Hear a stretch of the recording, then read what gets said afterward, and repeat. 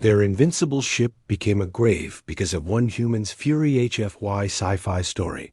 Complete 5-part. Outline PRT-1. The Crimson Fleet, 770 words. The story opens with the feared alien race known as the Vec Empire. For 3 centuries, their massive warship, the Devourer, has never known defeat.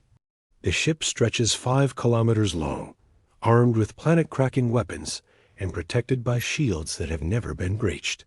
Captain Roth, the ship's human prisoner, watches from his cell as the Vec prepare for another raid. The Vec are a proud warrior race, standing 8 feet tall, with chitinous armor and forearms. They believe themselves superior to all other species, especially humans, whom they see as weak and pathetic. The Vec had captured Roth 6 months ago when they destroyed his colony ship. They kept him alive as entertainment, forcing him to watch as they conquered world after world. Commander Dex, the Vec leader, enjoys taunting Roth about human weakness. Your people scatter like insects before our might, Dex would say, his mandibles clicking with amusement. Soon, Earth itself will burn. Roth never responds to the taunts. He simply watches and waits, his eyes cold and calculating. The other Vec crew members have grown bored with the silent human. They see him as broken, defeated. This is their first mistake. The ship approaches the human colony of New Haven. Intelligence reports suggest it's lightly defended, perfect for a quick strike. As the Devourer drops out of hyperspace, the crew prepares for what they believe will be another easy victory. But Roth knows something they don't. New Haven isn't just any colony. It's where his daughter works as a medical researcher. It's where his grandchildren play in the gardens he helped plant before joining the Colonial Defense Force. When the first bombardment begins, Roth watches. The explosions bloom across the planet's surface through the cell's viewport. His hands clench into fists, but his expression remains unchanged. The Vec guards laugh at what they think is human despair. They don't recognize the signs of human rage building to a breaking point. The attack on New Haven lasts for hours. Roth watches in silence as the Vec systematically destroy everything he holds dear. The medical facility where his daughter works vanishes in a ball of fire. The school his grandchildren attended becomes a crater. Commander Dex visits Roth's cell personally to gloat. Your spawn are ash now, human. How does it feel to be so powerless? For the first time in months, Roth speaks. His voice is quiet, almost conversational. Do you know what you've just done? Dex's mandibles spread in what passes for a Vec smile. Eliminated another nest of vermin. Nothing more. Roth nods slowly. You've made a mistake. A big one. The commander laughs, but something in the human's tone makes him uneasy. Roth's eyes have changed. Where before there was resignation, now there's something else. Something that makes even a Vec warrior take a step back. Over the next 3 days, Roth begins to move. He starts with small things. A loose panel in his cell that he works free during the night. A power coupling behind the wall that he can access. The Vec technology is advanced, but it follows logical patterns. And Roth had been an engineer before becoming a soldier. The guards notice his increased activity, but dismiss it.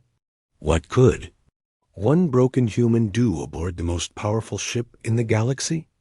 Their arrogance blinds them to the methodical way Roth studies every system, every routine, every weakness. On the 4th day, the Devourer intercepts a human distress signal. A small cargo ship, the Morning Star, has suffered engine failure. The Vec see an opportunity for target practice, but Roth recognizes the ship's configuration. It's not a cargo vessel. It's a disguised human special operations craft sent to rescue him. The rescue attempt is doomed to fail against the Vec's superior firepower, and Roth knows it.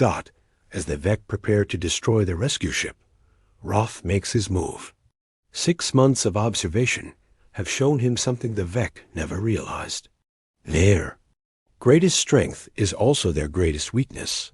The Devourer has never been defeated because it has never faced an enemy who truly understood what humans are capable when pushed too far. The Vec see humans as weak because they don't fight like Vec. They don't understand that human fury burns cold and calculating. While the Vec crew focuses on the approaching human ship, Roth activates the access panel he's been working on for days. His fingers fly over the alien controls with practiced precision. He's not trying to escape. He's not trying to send a message. He's turning their own ship against them. The first sign something is wrong comes when the ship's artificial gravity fluctuates. The Vec crew staggers as the deck tilts unexpectedly. Commander Vex roars orders, demanding explanations from his engineering staff. They find nothing. All systems show normal operation. Roth has spent months learning to think like Vec technology.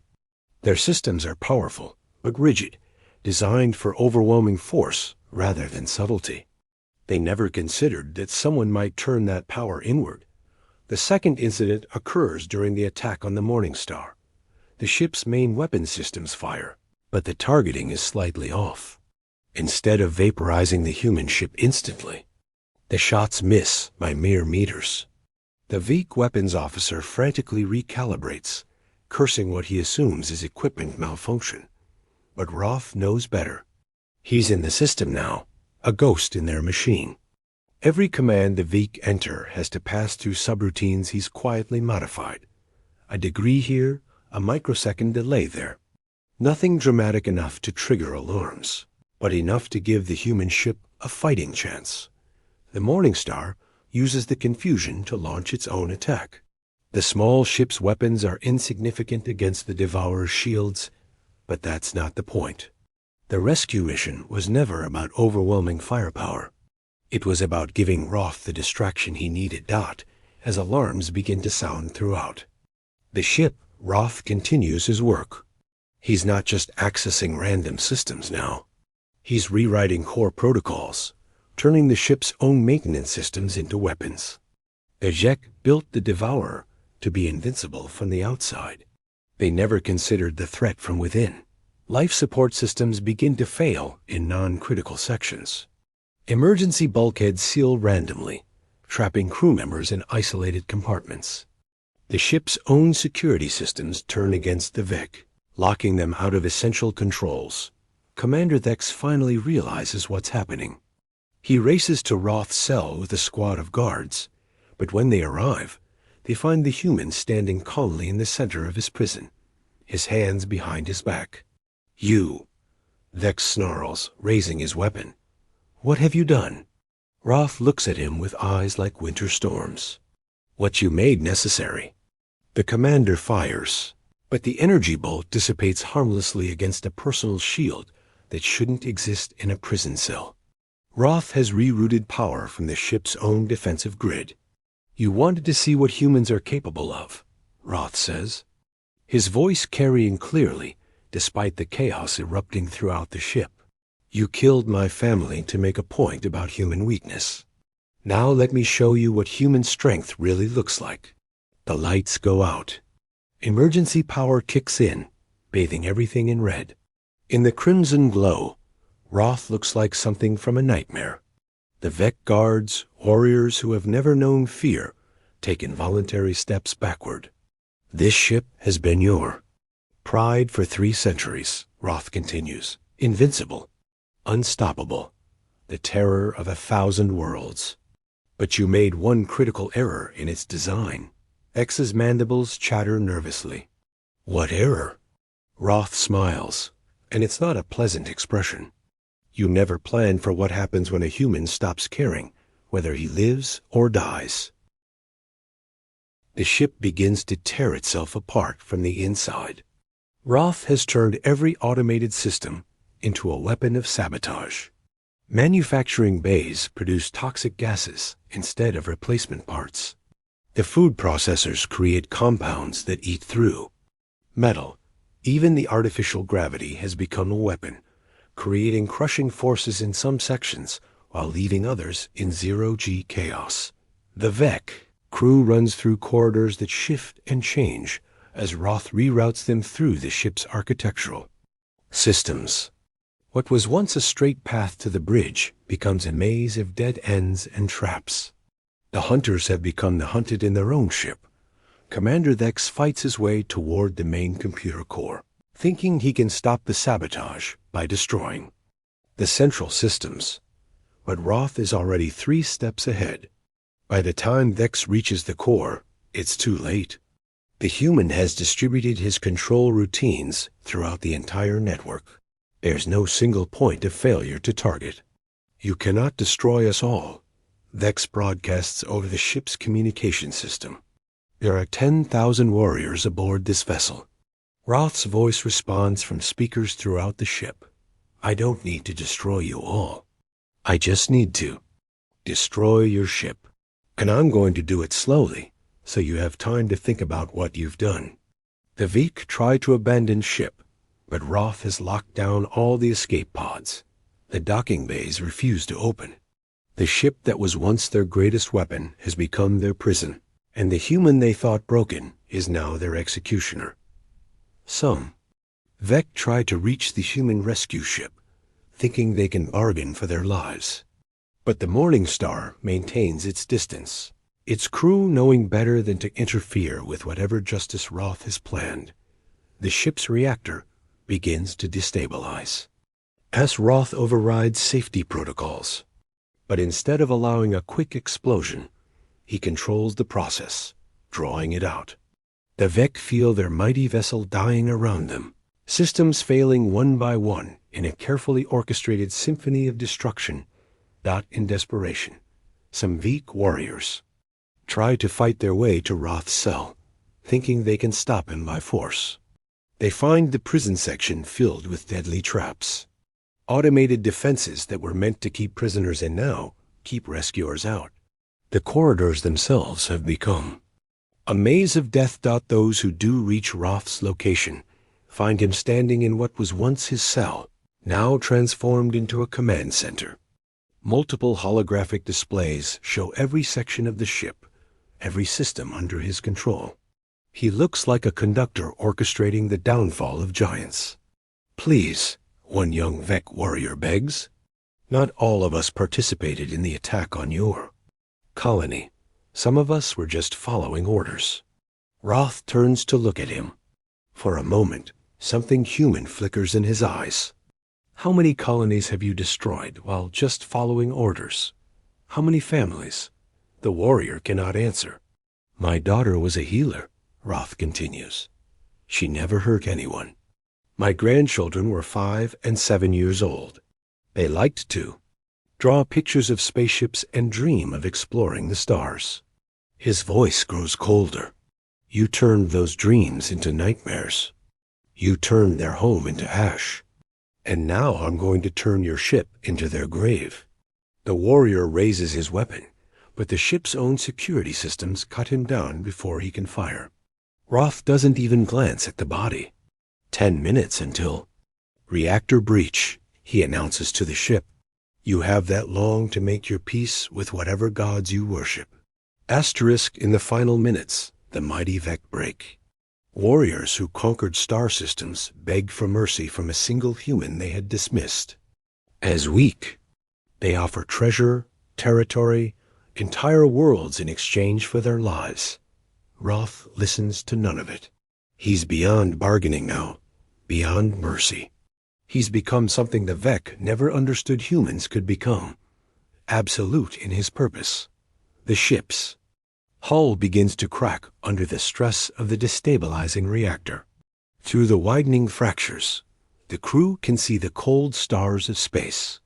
The void that once welcomed their conquests now waits to claim them. Commander Vex makes one last desperate attempt. He reaches the communication array and tries to contact other Veek ships, hoping to warn them about the human threat. But Roth cuts the transmission before it can complete.